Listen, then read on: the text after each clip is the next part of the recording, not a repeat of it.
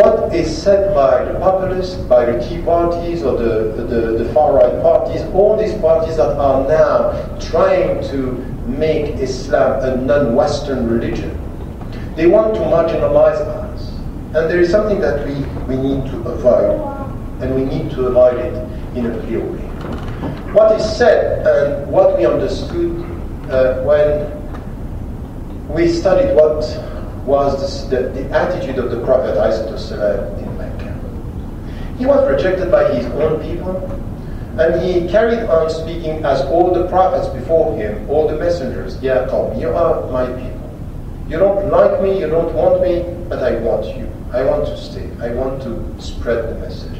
He had to leave when it was quite clear that they wanted to kill him. This is not your situation. You live in this country, and there is something that we have to avoid. Anything which has to do with the victim mentality is not Islamic. Never nurture a victim mentality. Oh, we are the victims, you don't like us, and we change our attitude to please the people. There is here a sense of priority. We are not here to please the people, to change our religion, to make it acceptable. We are not here to become moderate Muslims, meaning for some Islam without Islam. We are not here to feel victimized. We are here with our humility, but our pride. We are here to remain Muslims, and we are Americans and Muslims at the same time, and that's it. Look, I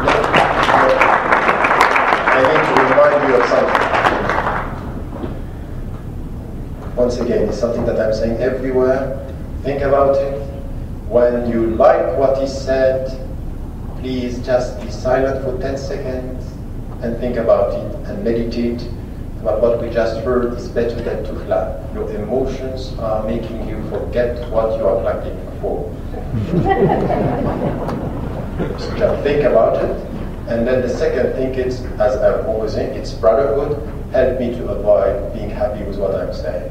It's not good for my ego. So it's doubly good. Having said that, the point for us is to avoid the victim mentality. It means that if we want to avoid victim mentality in such an atmosphere, it's important for us to think about how do we teach Islam to our children. How do we teach Islam, and how do we speak about Islam in this society? This is a critical point. It might be that the way we talk about Islam, the way we are saying us versus them, the way we want to please them, could create, without us being aware of it, an inferiority complex. An inferiority complex is the starting point of a victim mentality.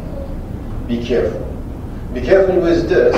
Is how do we teach Islam to make it something which is, I feel good as a Muslim, I'm proud of my principles, without being or feeling that I have to please the people.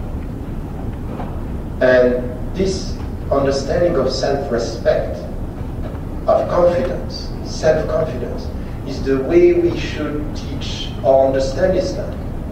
And as I'm also saying this for our sisters. You are quite lucky in the States. We are not facing what some of your sisters are facing, for example, in France, when wearing the headscarf. It's a problem. We don't face this. But be careful. The pressure is there, and the pressure is always putting you in a situation where you are pushed to act to please the people. What is important is to understand that we are not here to please the people, but we are here to teach the people some of the principles and some of our values. So it's a sense of, I'm not here by accident, I have to give much more than to please. And by giving, the people are going to be pleased.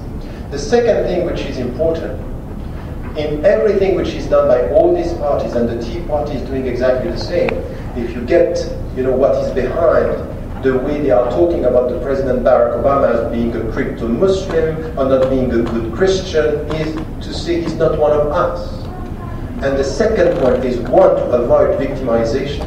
And the second is to avoid accepting to be put on the margin, to be isolated from the society.